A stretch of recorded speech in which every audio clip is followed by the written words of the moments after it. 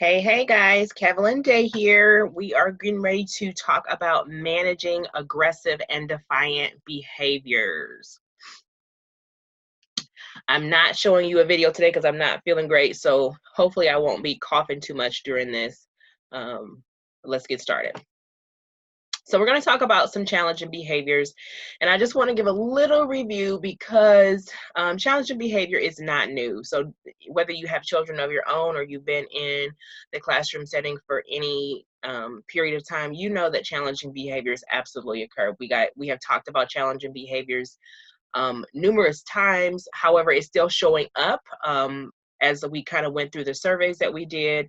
One of the things that showed up quite frequently is that there is aggression and defiance are still popping up as ones that are causing still some disruption in the classroom. So we're going to focus on those two types of behaviors today. So understanding the root causes of behavior. So because we know this isn't new, we've done lots of research on this. Remember that behavior is a language. It is the way children communicate with us. It is often their first language and their most well-developed language. We learn, we are kind of instinctually, so primally, we know how to communicate what we feel, what we think, what we want, what we need through our actions.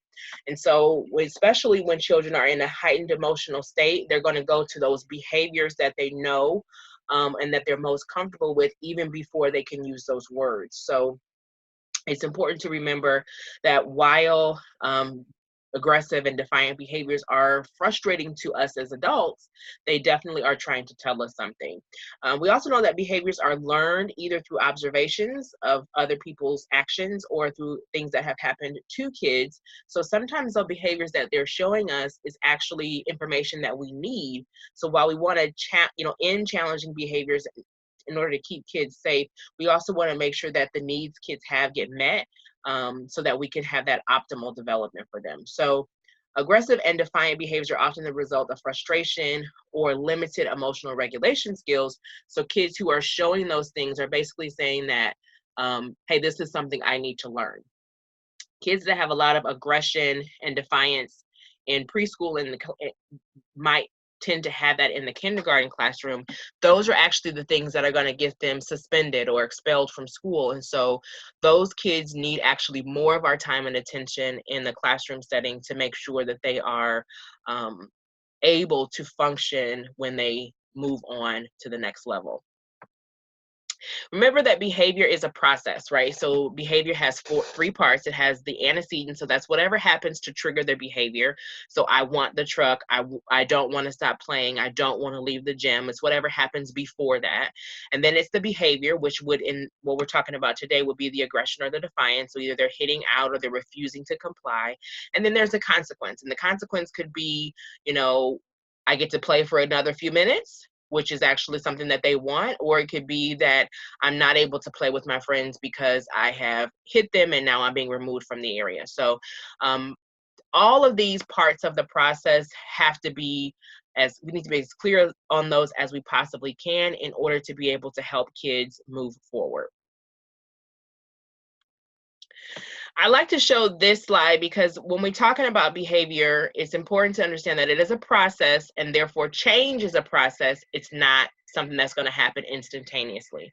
When it comes to the behaviors that our kids are experiencing, sometimes they are born with these things as part of their DNA. Kids who have, like developmental type delays or that have biological causes to their behavior, those are things that are innate to those kids. It does come from their experiences with adults and their experiences and play experiences independently. So all of those things create these little synapses. So these are actually little synapses in the brain that form like a chain that says, hey, if this happens, do this, right? And so every time kids have an experience, a synapse comes in and it teaches, it creates these connections that tell them what they need to do. So if they have either a biological component or a nurturing component or a learned component that tells them that they should hit or that they should defy you, that they have all sorts of connections that tell them that's the normal thing to do. And these things can happen instantaneously. It's not something that they are conscious of necessarily. It's not intentionally being done. It's just a natural part of the process. And so in order to change this behavior, we can actually take this in reverse. In order to change the behavior, we need to prune away some of those negative things that they have learned, and we need to replace those with more positive ways of communicating and getting their needs met. So it's a process, and it can be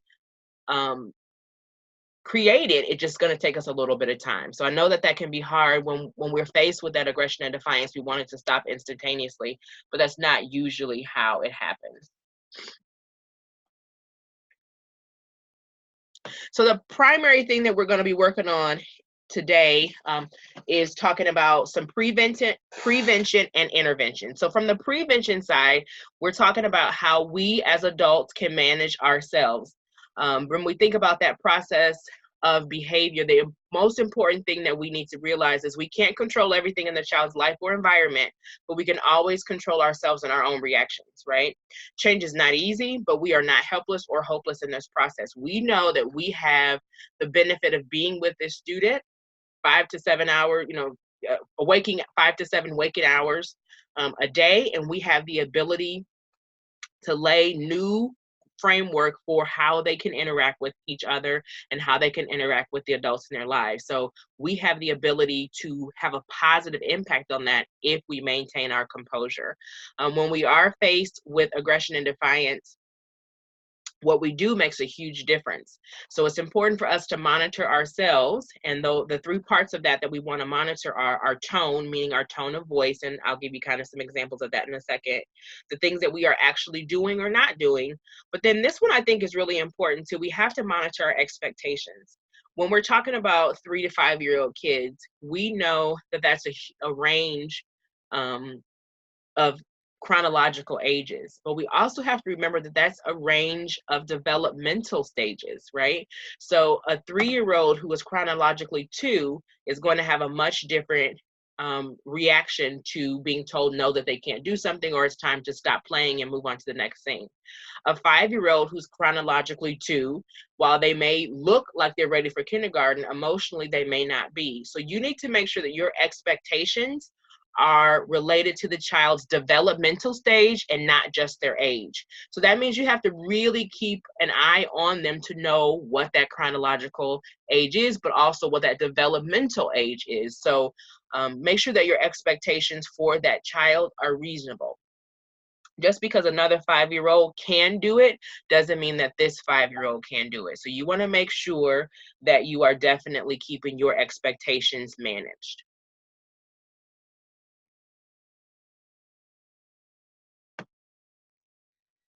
So there's some teacher behaviors that are actually associated with improved classroom behavior. So this means that if teachers are doing these things, that typically the kids in the classroom are behaving overall better. So number one is high levels of praise and social reinforcement. So that means that you are spending lots of time praising very specific behaviors in your classrooms. Oh, I love the way that you are sharing. Oh, you're doing such a good job with gentle hands. I love the way that you are using the scissors safely, those types of things. So making sure that your praise is very specific, and that you encourage all of your students to do the same thing. Proactive strategies like preparing kids for transitions, setting really clear, predictable rules and routines so that kids know what to expect. That helps them to kind of stay right in line with the process.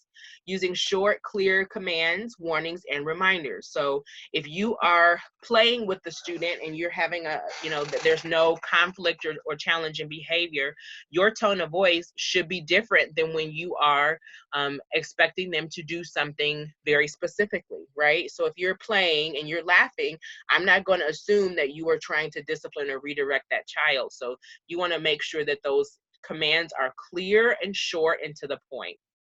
um, Reinforcement systems for appropriate social behavior. So while we don't spend a lot of time on external rewards, it's completely appropriate to praise the classroom and talk about how well the class did or how great the transition was. One of my favorite things to do if I'm in the hallway and I see the classroom doing a great job, I love to compliment that classroom as they're walking up and down the hallway. So making sure that you all are doing that when you see each other passing in the hallway, that's a great thing to do. Mild but consistent response to aggression. So they need to know what you're going to do and that you're going to do it every single time. Ignoring aggression is not necessarily a technique that we would encourage. So you want to make sure that you have a consistent response to aggression. And we're going to talk about some of those in just a minute.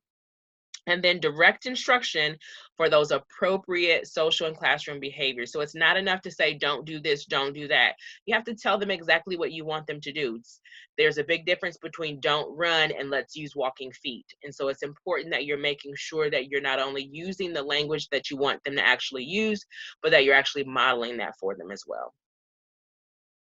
So some words that you want to avoid using. So these words can actually add fuel to the fire, so they can make kids more aggressive and more defiant. So if you say things like, you never listen, you never share, you always take your friends' toys, I can't trust you to be in housekeeping, you won't make a good decision, you don't listen to me, you know, those absolutes, even though kids may not have the language skills to truly like understand exactly what they mean, what they can tell is the tone of that. And the tone of that is, you are saying I'm doing something wrong and you don't like it, and it feels very restrictive to them, and it also can feel like a rejection to them. And then mind reading, so saying like, she did it on purpose, he hit her on purpose, those types of things. While it may have been intentional that he lifted his hand up and hit her, it's very highly possible that it was impulsive and he didn't have the space between those synapses to pause and think about a better way to show what he needed or what he wanted. So you want to make sure that you don't use this type of language, and there's some really specific reasons why. So when we're talking about the stress of the classroom, there's few things that are making it more stressful in your classroom than aggression and defiant behavior. So what ends up happening is that you might have your own stress, going on in your own life, and then you have the challenge of a child having some problems, some oppositional defiant behaviors, aggression. They might even have some signals of anxiety or depression kind of showing up. You're going to have some negative thoughts. You might have some negative thoughts just because you're already under a lot of stress. Or you might have some negative thoughts about, this child being in your classroom or how you're going to handle it. What ends up happening is it interferes with your ability to provide good care to that child. You're less likely to be nurturing. You're less likely to be, connected with them and have a strong attachment to them. Then you're going to be less likely to be effective or consistent in your discipline, or it can even become a negative situation with your discipline pattern. That ultimately ends up leading to more child problems, and then more stress, and then more unhelpful thoughts. So you literally and figuratively want to break this cycle. The first place to break the cycle is up here with your thought processes. And so we're going to talk about that next. So some examples of unhelpful thoughts. This kid is a brat. They're doing this on purpose. My class would be just fine without them. Why can't she just behave? I give up. All of these are unhelpful thoughts, meaning that they may have some truth to them, but they do not produce positive results, and they do not produce solutions. So when you have these type of unhelpful thoughts, you want to ask yourself, like, what am I feeling about this child? If I'm feeling this about this child, how am I acting towards this child? And why might this not be a great idea to think like this? Now, that doesn't mean that you want to deny your own feelings, but you definitely want to challenge those thoughts that are not helpful and try and what we call reframe them to be something that is more helpful. So some example of helpful thoughts. Well, she does do good sometimes, or, she did have a really good day yesterday. Like, keeping it in perspective that, yes, this is a child who has some challenging behaviors, but they also have some good behaviors as well. It doesn't matter whose fault it is, because what matters is that we find solutions, right? or we need to get on the same page and work together. A lot of times I hear negative things about parents because we're frustrated that the parents aren't accepting the help that we're offering, or making a greater effort to try and implement some of the strategies that we're suggesting. We want to make sure that we are keeping ourselves open to the opportunity for solution. What you'll find is that as you start to shift from some of the less helpful thoughts to the more helpful thoughts, your feelings improve. And so when your stress level decreases, you are more open to potential solutions. You start to think more creatively. You start to have less frustration with the child. You might improve your attachment to the child. They might be able to attach more to you. So while helpful thoughts doesn't necessarily mean that aggression is going to go completely away, it does open the door for you to start working towards moving the behavior out.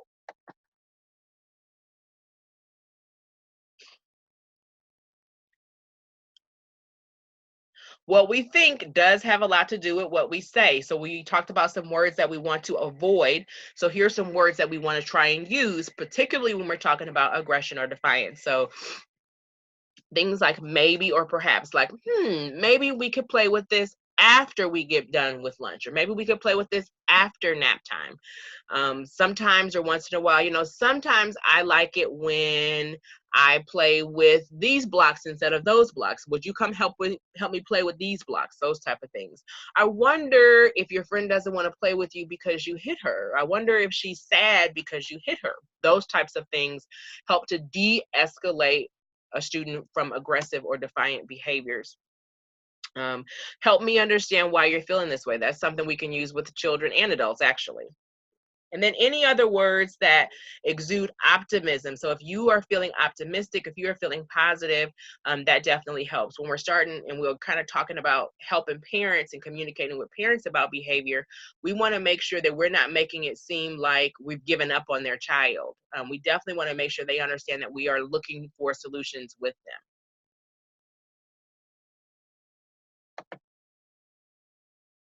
So when we start talking about interventions, remember, the goal of intervention is to reduce behaviors, but to improve skills. So self-regulation, self-management, coping skills, to improve or create relationships between students and teachers, as well as students and their peers, and then to improve the overall climate of the classroom. So some of the typical things that we might suggest would be relaxation, self-monitoring, reinforcement, and then enhancing those positive protective factors.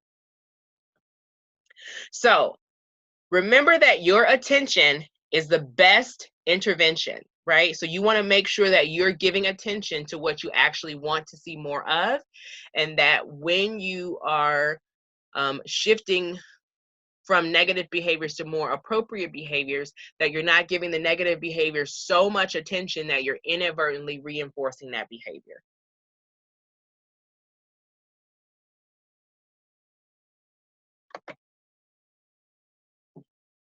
So defiance. So some typical causes of defiance, it can be a learned behavior, it can be frustration, it can also be fear or a lack of skill. So if a child doesn't know how to do something, rather than telling you they don't know how to do it, it's highly possible that they will just refuse to do it. I've seen that with all sorts of academic things, but I've also seen that when it comes to, maybe helping out and doing something in the classroom. Typically, defiance is defined as a child refusing to comply with an adult request, or refusing to comply with an understood request. So the first thing that you can do is offer help. So, hey, let me help you clean up these blocks, right? Now, sure, they probably can pick up the blocks, but a lot of times what happens is if there's a whole big mess, they don't know where to start, or they feel like it's too big or too overwhelming. The second you reach down and put your hands in the blocks, they're all of a sudden ready to start picking up with you. Another one that I give all the time is offer choices. So do you want to sit in this chair or this chair? So we're not really giving them the option to not sit, but we're giving them an option of where they want to sit. The number one thing you want to do is not get into a power struggle with the child who's being defiant. It will not end well for you, because if you've ever done that, you know that a 3, 4, or 5-year-old can go on and on and on. And while it may not be dangerous or something that is highly disruptive, it definitely disrupts the relationship if it feels like you guys are in a power struggle. So anytime you can give them a choice, definitely do that. The salesman technique is getting them to agree to up to 3 unrelated things and then slipping in an alternative. So let's say that you are trying to get them to go in from the playground, right? They do not want to go in from the playground. They're refusing to walk. You don't want to pick them up and carry them, and you need to get the rest of the class inside, right? So you can sit there all day and say, why won't you come inside? Why are you doing this? You know you're supposed to go inside. You might say, you know, you really like blocks, right? Oh, and which blocks are your favorite? The wooden ones or the plastic ones? Okay. And you know that you really that it's time for free time now, right? Oh, well then you're ready to go inside. Right, let's go. And then you walk them inside, right? Sometimes just the act of starting to walk, even though you really haven't, you know, like once you say that and then you start to walk, a lot of times they'll just kind of go along with you. When you give kids the option to say no, sometimes they're going to choose the option to say no. So giving them that salesman technique where you just kind of slip in a couple yeses and then get them to say yes to that thing that you actually want them to do. It's important to make sure that when we're dealing with a child who has some natural defiance, you want to use influence and not power. So you want to make it feel like they have control, and that you're just kind of helping them to make the right decision. So you don't want to force them to look you in the eye. You don't want to try and get face to face and look down on them in an intimidating way. You might even want to limit your eye contact with them, kind of look off to the side a little bit, not necessarily talking directly, away from them, but making it very casual. Keep a little bit of a distance from them. And then, like I said, ignore that no and just kind of assume that they're going to go along with it. This is helping them and kind of guiding them and steering them towards the right decision without forcing. When you're talking about defiance, one thing that comes up very often, kids who show a lot of defiant behaviors, oftentimes they have experienced, some abuse or a situation where they had to be defiant, or where defiant is a necessary or a learned behavior.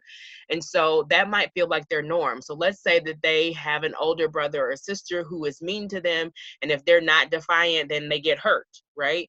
That defiance feels like a part of who they are. So if you make them try and not be defiant, it's going to make it harder for you because they're going to go with what they know how to do. So you want to make sure that you're helping them by influencing them to make the right decision and not trying to force them to make it. Tantrums are usually, of course, caused by frustration, but they can also be learned via reinforcement. So if I have a tantrum, it works, then I'm going to think a tantrum is going to be the right idea the next time. A lot of our parents, especially some of the younger parents that we have, they give in to tantrums. And so if the tantrum works for me at home, then I'm going to keep doing it. And so I'm going to try it in every setting that I can. Even though it works at home, I can tell you from personal experience, if it doesn't work with you, they will learn that it doesn't work with you. And the way that you make sure that they know that it doesn't work with you is you stay calm. You're going to avoid excessive talking, and you're going to make sure that you're empathizing and labeling the emotion that you see, but still making sure that you're maintaining that focus on what needs to happen. So I'm sorry that it looks like you're really angry right now. I'm sorry that you're angry. I'd love to help you. When you're ready to talk here, I'll be right here beside you, right? So you're not going to spend a whole bunch of time giving them a whole bunch of attention, but you're definitely going to make sure that you maintain your calmness. And then when we talk about aggression, again, it can be learned. I've seen lots of little kids where they spend time, roughhousing and horse playing with their older brothers or sisters or older cousins, and it seems so aggressive. But it can be related to frustration. I sometimes see this with kids who have some type of speech delay, or they have, limited speech opportunity. They just get so frustrated because they're not understood that they react in an aggressive way. With aggressive, a lot of times you want to talk about first then. Well, first we have to pick up these blocks that you knocked over, and then we can move on and play. Offer alternatives. So if they need to hit something, then give them something that they can hit. If they need to squeeze something, give them something that they can squeeze. And then provide those calming tools. So making sure that you are not just highlighting the safe place as a place to go when you are almost in trouble, but showing that sometimes we need a safe place, and sometimes that means going with them to those calming areas and kind of reviewing it with them. So we're going to head into your reflection questions now. So what I want you to think about and talk about and discuss amongst yourself is, do you find yourself having some unhelpful thoughts? So which one of those unhelpful thoughts, and you can rewind this video as well, which of those unhelpful thoughts do you think have the most negative impact on your classroom? And then what do you think you could replace some of those thoughts with? And then which strategies from today do you think you can easily use with your students? Like, which one will you immediately be able to use? And then which ones you think might be a little bit harder for you? So I want you to kind of discuss those and let me know if you have questions.